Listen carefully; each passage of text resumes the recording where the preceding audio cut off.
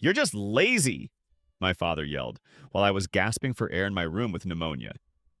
He didn't call a doctor, he locked the door, and then he kicked me out of the house. I-22M was always labeled the lazy one in my family. I have two older brothers, Nick and Ryan, who are both athletes. Strong, outgoing, the kind of guys who do Ironmans for fun. My dad worships them. Our garage has more of their trophies than tools. But me? I was the creative kid, always with my nose in a book or drawing or editing videos in my room. When I was 12, my mom passed away. Cancer. And everything changed after that. She was the buffer between me and my dad. She understood me. When I was sick, she believed me. When I was tired, she listened. She noticed the little things, but after she died, Dad shut down. Like, emotionally locked away and threw out the key. He went from being distant to being this military sergeant meets motivational speaker guy. His favorite phrase became, "No excuses. Only results." He used it for everything. Late homework, bad grades, even when I had a fever and asked to stay home. I remember once sophomore year of high school, I had the flu. Real flu. 102 fever, chills, the works. I begged to stay in bed. Dad stood at my door, arms crossed, and said, "If you can scroll your phone, you can go to school." I ended up fainting in gym class. He didn't say sorry, just told me I should have hydrated better. Fast forward to 2 months ago. I'm in my final semester of college. I'm working part-time at a grocery store, taking 18 credit hours and trying to land a job after graduation. I barely sleep. I live in a tiny apartment with a leaky roof and paper-thin walls. Stress is a constant companion. That's when I started getting sick. At first, it felt like a bad cold. Fatigue, cough, body aches. But then I started wheezing, like gasping for air just going up a flight of stairs. My chest felt like it was full of wet cement. I went to urgent care and the nurse looked at me and said, "Why didn't you come in sooner?" Turns out I had pneumonia. A pretty bad case. They put me on antibiotics and told me to rest, like actual bed rest. I didn't have the energy to stand in the shower for more than 2 minutes. Breathing was painful. Talking made me dizzy. I called out of work, emailed my professors, and tried to explain it to everyone. Most were understanding, except my dad. He'd FaceTime me sometimes, usually while driving or lifting weights, and one day he noticed I looked rough. I was pale, coughing, could barely speak without wheezing. I told him I had pneumonia and I was on strict rest. He looked straight at me and said, "You sound fine. You're just lazy. You always find a way out of responsibility." I sat there blinking because, what? "Dad, I can't breathe properly. They said it could take weeks to recover." He scoffed. "Back in my day, we worked through everything. Sickness, broken bones, whatever. You want life to be easy. That's your problem." I just hung up. I laid in bed that night and cried so hard I thought I'd choke. I wasn't asking for sympathy. I just wanted him to believe me, to see me. Not as the lazy one, but as a human being who was genuinely struggling. But that wasn't even the worst of it. 2 days later, my roommate had to go stay with his girlfriend for a week, and I was alone in the apartment. Fever hit again. 103. I was delirious, couldn't stop shivering. I texted my dad, "Can you come help me? I think I need to go to the ER." He read it, didn't reply. Hours passed. I couldn't get warm, couldn't stop coughing. I started panicking. My chest was tight, vision blurry. I called him. Voicemail. Then I tried Nick. He texted back, "Ask Dad, I'm not around." So I called 911. And that's how I ended up in the hospital. Alone, hooked to IVs, oxygen, the whole thing. The doctor said if I'd waited another day, it could have been life-threatening. I didn't even have the strength to cry. The next day, my phone buzzed. A text from my dad. "You called an ambulance? Over a little cough? Are you trying to bankrupt yourself? Grow up." That was it. That was the moment something broke in me. Not a little crack, a full-on clean snap. I realized he wasn't just strict, he didn't care. At least not about me. Not in a way that meant anything real, but what I found out after I got out of the hospital, that shattered everything. When I was discharged from the hospital, I wasn't magically better. Pneumonia doesn't just disappear because the IVs stop. I was still weak, still coughing. I had meds, follow-up appointments, and instructions to avoid stress and physical activity for at least a couple of weeks. The first thing I did when I got home was collapse onto the couch. I just sat there, wrapped in a blanket, in this numb fog. I kept rereading Dad's last message like it would somehow change if I stared at it long enough. Are you trying to bankrupt yourself? Grow up. There was no, are you okay? No, do you need anything? Just anger. Disgust. Like I'd done something wrong by not dying quietly and conveniently. Then came the call from Ryan. Not to check on me. Number out to tell me how disappointed Dad was. He says you're milking this. You've always been kind of dramatic, man. Maybe you didn't need the hospital. Maybe you just needed to push through. I didn't even respond. I just hung up. The following weekend was Dad's birthday. Usually we all go to his house, grill in the backyard, pretend we're a perfect family for one evening. I didn't go. I told him I couldn't travel, doctor's orders. He replied with, figures. But then something weird happened. Nick posted a group photo from the party. Everyone smiling, Dad, Ryan, cousins, even Nick's new girlfriend. Except in the corner of the picture, I saw something that made my stomach twist. There was a woman standing next to my dad. Not a relative. Not a friend I recognized. And he was holding her hand. Let me back up. After Mom died, Dad never dated. Or at least that's what he told us. He made it clear he was done with love. Said Mom was irreplaceable. Even when people hinted he should move on, he shut them down hard. So seeing him holding someone's hand at his birthday party, I stared at that photo for a full 5 minutes, trying to make sense of it. So I did what any mildly tech-savvy, emotionally unstable adult would do. I zoomed in, screenshotted, and reverse image searched her face. And that's when everything started unraveling. Turns out she wasn't just some woman. Her name was Diane. She had a Facebook profile. Mutual friends with Dad. Lots of old photos. And then I found one from 10 years ago. At a park. My dad standing behind her, smiling. Her caption? Throwback with the best man in my life. Wish things were simpler. And then I looked closer at the date. It was from 2 months before my mom passed away. My chest got tight. Not from pneumonia this time, but from the realization creeping in like ice water through my veins. My dad was cheating on my mom, while she was sick, while we were all struggling to keep her alive, while I was sitting next to her hospital bed every night, holding her hand and praying she'd make it, he was off doing God knows what with Diane. I felt sick. I started pacing my apartment, sweating despite the fever finally being gone. My hands were shaking. I scrolled through Diane's photos, more of them together, scattered over the years. Some cryptic captions, some blurry selfies that felt too intimate to be just friends. I texted Nick. Who's the woman in Dad's birthday photo? No reply. Then I texted Ryan. He answered, Diane. Chill. She's a friend of his. A friend. Right. I couldn't stop myself. I called my dad. He picked up, sounded annoyed. What now? Who is Diane? Silence. Then, don't start. Number. Seriously, who is she? Because I just found photos of you two together from when Mom was still alive. Were you seeing her back then? He sighed. It's not your business. She was dying, and you were, what? Sneaking around with some woman on Facebook? You told us you'd never date again, that Mom was everything. His voice turned cold. She was. But she was also sick for a long time. You don't know what that does to a person. I couldn't believe what I was hearing.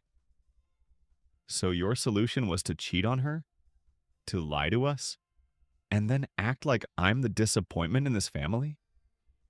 That's when he exploded. Don't turn this around on me. You've always looked for an excuse to feel like a victim. You want to cry about pneumonia while the rest of us handle real problems. You wouldn't last a day in my shoes. My voice cracked. You weren't the one watching her die from the foot of the bed every night. I was. You were out with her. He hung up, just like that.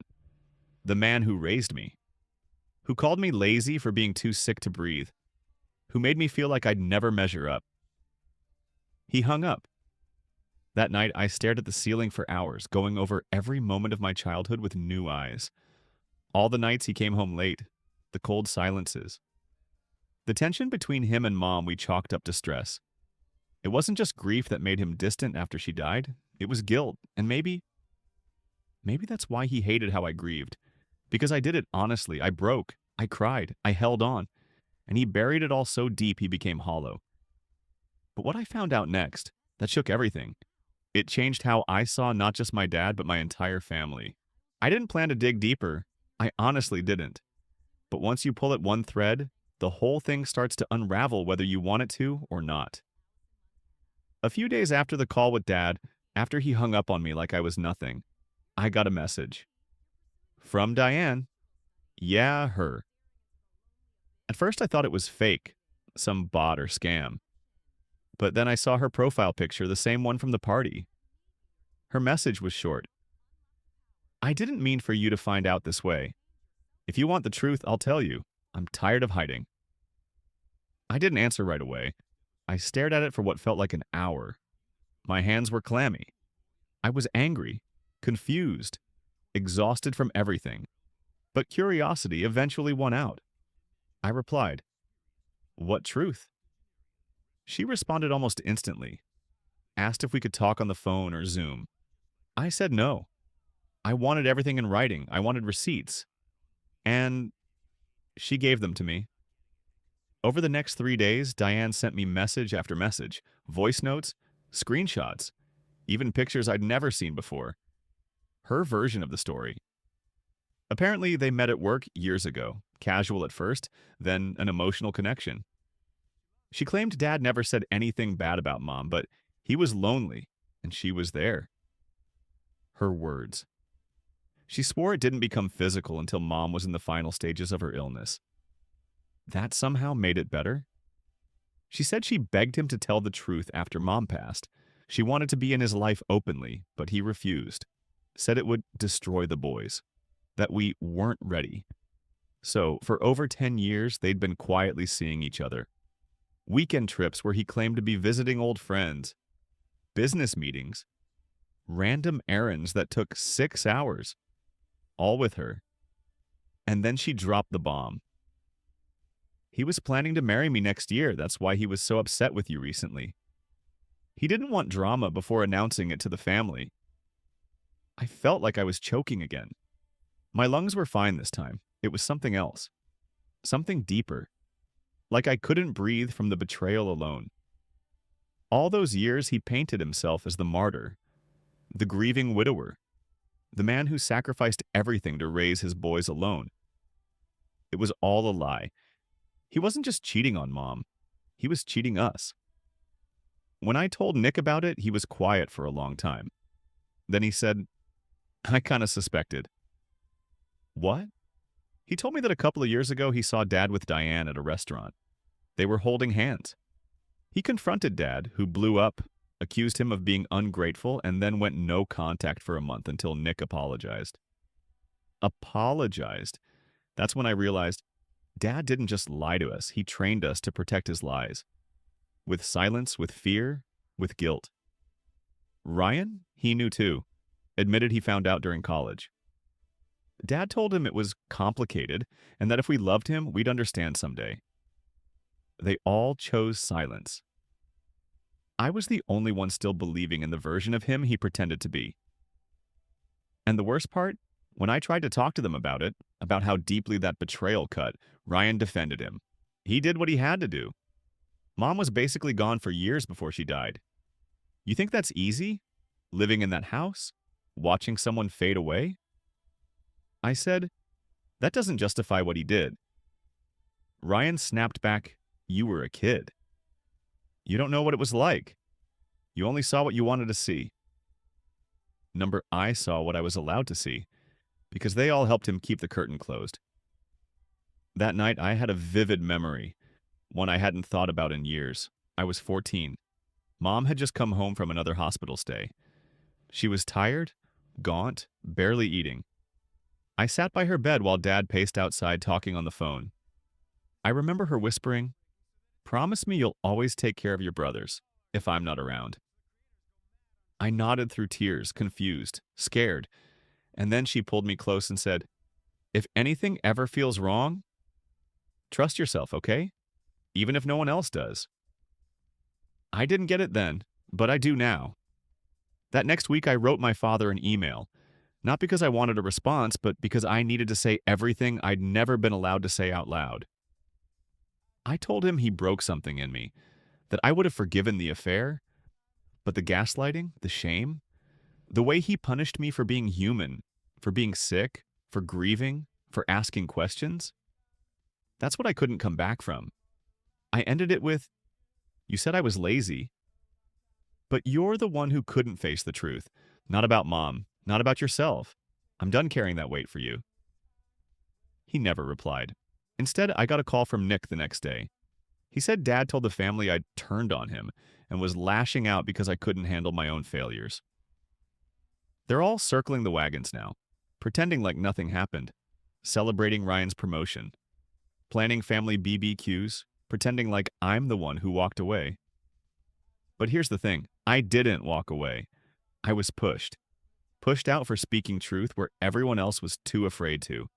And just when I thought I couldn't be more hurt, I found out something else. Something about Mom. Something I think she knew and tried to shield us from. And it changes everything. It started with an old box.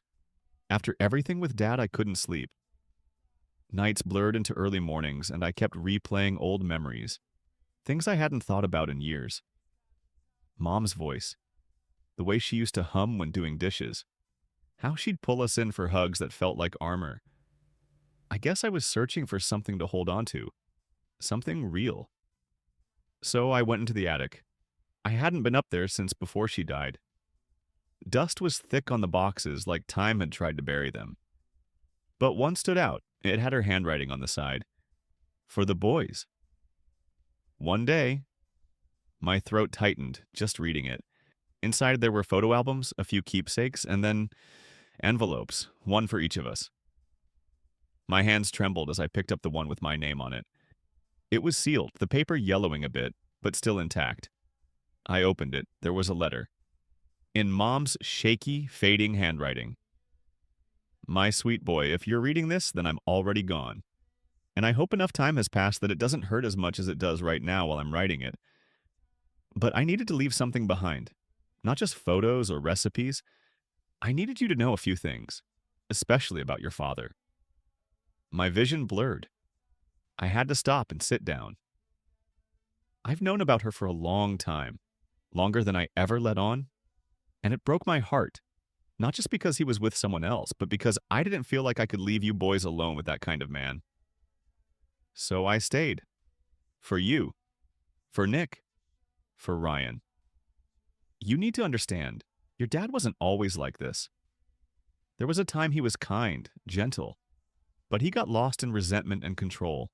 He hated that I got sick, hated what it did to his image, and instead of facing that pain, he blamed me. Then he blamed all of you. He's going to try to shape the story. He's good at that. He'll tell you I was weak, that you're weak if you cry or stumble or ask for help. Don't believe him. You have strength he'll never understand. You feel deeply. That's not a flaw. It's your power. One day, you're going to have to make a choice. Keep playing the role he wrote for you or break free and write your own. Whatever you choose, just promise me you won't lose yourself trying to keep the peace. Sometimes keeping the peace means standing up and walking away from the war. I sat there for a long time holding that letter, sobbing like a child. She knew. She knew what he was capable of. And she stayed not because she was weak, but because she loved us more than she hated what he became. When I told Nick and Ryan about the letter, they both reacted differently. Nick was quiet, just said, "I guess we all tried to protect different versions of her." Ryan, he said it didn't prove anything, that she was emotional at the end, and I was digging up things that should stay buried. I asked him if he even read the letter. He didn't answer. That's when I realized they weren't ready. Maybe they never would be, and I couldn't wait around for them to wake up, because the more I tried to fix the broken system we were raised in, the more I bled out trying. I made a decision that week. I cut contact. No dramatic blow-up. No long message. Just silence. I changed my number, moved across town, told only a few close friends. I started therapy, twice a week. My lungs still get tight sometimes, scars from that pneumonia, but at least I can breathe now. Really breathe. And then something wild happened. Diane reached out again. I almost ignored it, but curiosity got the better of me. Her message was short. I thought you should know. Your dad told me I need to stop talking to you or I'll ruin everything. I'm sorry. I really did want peace. But he's not the man I thought he was either. It was weirdly validating. Painful, too. She wasn't innocent, but maybe, just maybe, she was also a victim of his manipulation. In a different way. I didn't respond. There was nothing left to say. Now, months later, I still don't know what family means anymore. Not really. The people who shared my blood weren't always the ones who showed up for me when it mattered. But my friends were. A few cousins, even my therapist who looked me in the eye one day and said, "You've been surviving a war no one saw. You don't owe anyone your silence." And I finally believed it. Still, there's one more part to the story. One final moment that changed everything for good. It happened when I least expected it, and it wasn't about Dad. It was about Mom, and something she left behind that none of us knew existed. The moment came on a cold Tuesday morning. I was at a local library, of all places. I'd been helping a neighbor digitize some old family documents. Odd job, just something to stay busy. We were scanning birth certificates, faded postcards, the usual. Then, one document slipped out of an envelope that wasn't supposed to be there. It had our last name on it. I froze. It was a will. Not my dad's, my mom's. Handwritten, witnessed, notarized. The date? 2 months before she passed. The envelope it was in must have gotten mixed into a donation box. My neighbor was just as surprised as I was. Apparently, her uncle had worked at the hospice where Mom died, and somehow this envelope ended up in their files. I didn't even know where to start processing that. Hands trembling, I sat down right there on the floor and read it. It began like the letter she left me, same tone. Gentle, honest, full of love and sadness. But the contents? They shattered everything I thought I knew. To my boys, if my husband has shown you this, then perhaps things have changed. But if you're only just finding this now, then I must assume the truth is still buried. This is my legal will. I drew it up separately, quietly, because I no longer trust the man I married to honor my wishes. Everything I own, everything with my name on it, goes to my children. The house? It's in my name. He forged documents saying it was his. But the title was never changed. I've included proof. The accounts, half were mine before marriage. The savings you all wondered about? I opened private accounts when I realized what kind of man he'd become. They are in your names. There are instructions at the bank. You will find enough to live, to start over, to breathe. I want you to be free. Free of his cruelty. Free of the guilt he wraps around you like a leash. You are not lazy. You are not broken. You are not a disappointment. You are mine. And I am proud of you. Always. Mom. I read it twice. Then 3 times. It was real. I took it to the courthouse. Got a lawyer. And sure enough, everything she wrote was true. The accounts existed. Small, but enough to cover rent for a year, maybe 2 if I stretched it. The house? Still technically under dispute, but based on the documentation, my father had no legal right to claim it as fully his. He forged signatures, lied to us, hid everything. He'd been living in a house that legally wasn't even his. For years. When I confronted him, through a lawyer, not in person, He denied everything, accused me of manipulating the system, said my mom was crazy in her final days. But the evidence didn't lie, and for once he couldn't talk his way out of it. The courts froze the house assets pending resolution. He lost it, left me a voicemail full of curses, threats, and something like desperation. You ungrateful little, after all I did for you. You think she was some saint? She ruined this family. You're just like her, weak. And maybe I am. Maybe I'm just like my mother. And for the first time in my life, I'm proud of that. It's been 6 months since that discovery. The money Mom left me gave me space to breathe. I started a small business fixing up electronics. Nothing huge, but it's mine. And it works. I'm still in therapy. Still unlearning the voice in my head that tells me I'm lazy every time I rest. Still figuring out what safe feels like. Nick came around. After he saw the will, the letter, everything. Something in him cracked. We talk now, slowly, carefully. He apologized. Told me he was just scared new.